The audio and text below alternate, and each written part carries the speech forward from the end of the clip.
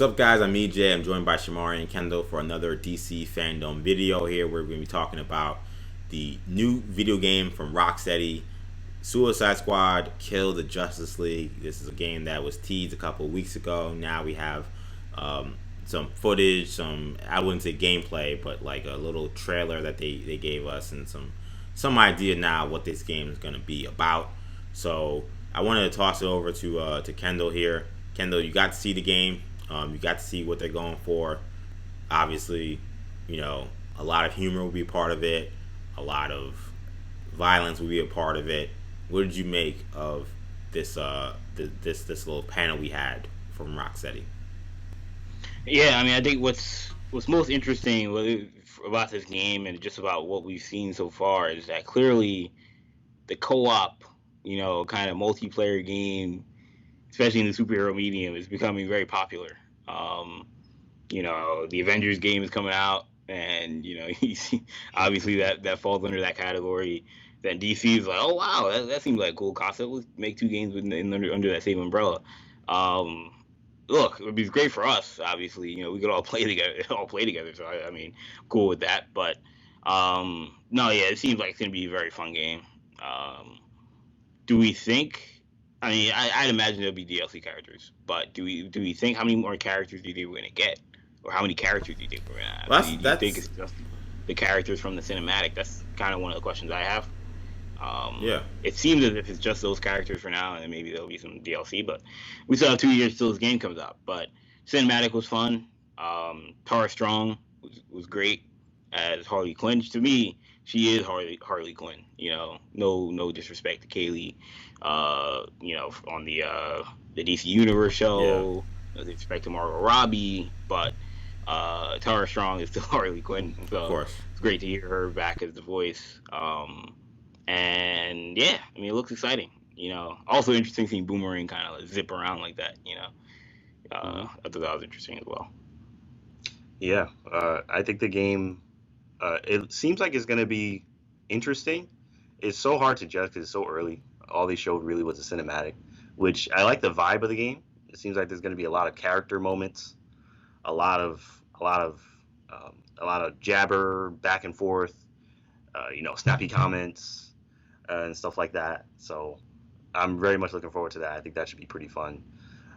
Seems like there's going to be a lot of goons as well, kind of goons to just beat up, kill. It looks like Brainiac is going to... I guess he's controlling the Justice League. It seems like he's controlling the Justice League, and he's like all over Metropolis. The head of the game, head of Rocksteady, had said that that Metropolis is like a fifth character almost in the game, which is really exciting, honestly. I mean, we speculate that they were already working on a Superman game a lot, and that kind of just fell to the wayside. But maybe they kept Metropolis, and they just were like, okay, we'll make a Suicide Squad game in Metropolis. Sorry, connecting the dots. So, I mean, that seems to be Maybe. what could have happened. So, because it's very odd to just be like, you know what? Let's put a Suicide Squad. the game in Suicide Squad Metropolis. are in Metropolis, where they're usually in Gotham. Right. So, Yeah. so it's kind of interesting that they're in Metropolis. But, I mean, that should be really fun. We haven't really seen Metropolis in that kind of way in a video game, so that should be really interesting. I mean, we've seen New York, it's Peter Parker. We've seen Gotham in the many Arkham games, and now with this new Gotham Knights game. And now we're gonna get to see Metropolis, so that should be fun. But so far, they have my full attention. I'm just waiting to see a gameplay trailer so I can see what the gameplay looks like. Yeah, I mean, I think, kind of made a good point about how the co-op multiplayer thing certainly seems to be in. I'm a little surprised considering, obviously we know what they're doing with Gotham Knights, but even Rocksteady also doing, multiplayer option. So, you can play as one player, but you also can play as a group. And considering it's a Suicide Squad, I think you want to play with multiple people if you can. I am fascinated about the characters because the people they chose, so you got Harley Quinn, Deadshot, King Shark, and Captain Boomerang. Good squad. I'm certainly cool with. Obviously, you got Harley Quinn, who everybody's gonna want to play with. And Deadshot I think could be cool. I think there could have been maybe other characters. I hope maybe there are other characters that you can play with the Suicide Squad. To me, this would have been a great idea, maybe to put Deathstroke in there. I think he could have been a really great, fun character, especially considering they've already. I know Rocksteady didn't necessarily do Deathstroke, but Deathstroke has been in the Arkham series, and they confirmed that this is part of the Arkham world, which I thought was very exciting because I wasn't sure this was going to be part of the Arkham world once they went away from doing a Batman game. So now we get to see, well, what is the effect of Batman's end in Arkham Knight? What does that mean for the Justice League? So I like it opens a lot of questions. That certainly is exciting. I agree. I think that this game, to me, like Arkham Knight and all the Arkham games, as good as they were, they took themselves very seriously. And I think you had to when you're doing a Batman game. This, to me, at least in the cinematic, obviously, is not taking itself nearly as seriously as the Batman games did. Which I think, again, is what you kind of have to do in order to make the Suicide Squad work as a video game. But I'm actually fascinated to see how Rocksteady's able to have fun. Like it's like, okay, like you're gonna do a game. We want it to be hard hitting. We want it to be really in depth, but also don't take yourself as seriously with everything. How do you have fun with this? And certainly it sounds like from the cinematic and even the voice actors' interaction with Will Arnett that they seem to be on the right track with everything. Of course, I would have loved to have seen some gameplay, but even hearing the developer talk about how the characters will be able to add more weapons throughout the course of the game as you play. So that's exciting, especially when you have someone like Deadshot and someone like Harley Quinn, characters who can have a multitude of weapons. So I was excited about this game. I like what I saw. I'll be honest. I feel like Gotham Knights earlier in the day did kind of steal the thunder a little bit. This was great. I was excited about it. You probably should have flipped it. But yeah. I guess they wanted Gotham Knights to have the all day reaction. People just losing their minds all day. Maybe. Versus like you wait till the end and people kind of tuned out. Although yeah. I think also probably they figured that more people, everybody was going to see what the Suicide Squad stuff was. But Montreal, the WWE Montreal one, yeah, a lot of people were going to see it, but I don't think it had as much fanfare going into it. So I think they preferred, instead of having that be like a later big event thing, be earlier in the day.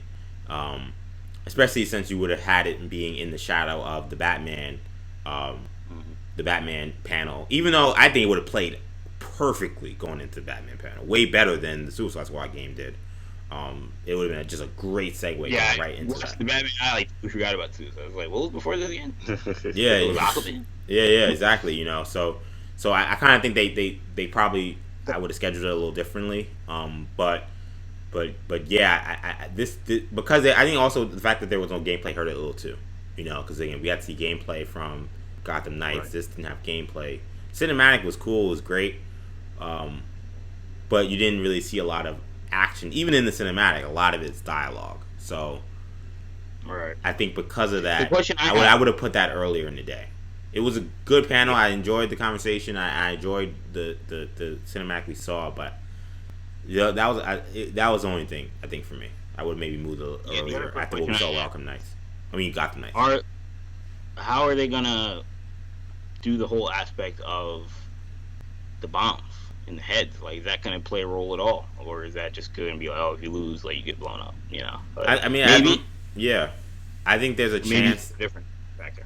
Yeah, I think there's a chance that if there'll be certain missions you have to do, and if you don't follow the directions of Waller in certain instances, you'll die. It won't just be. And I think that actually could be a really cool concept where it's not just survive. Yeah, don't get killed by your opponent. Also, like, you have to do what Waller says, and if you don't do what it says, you also can be killed.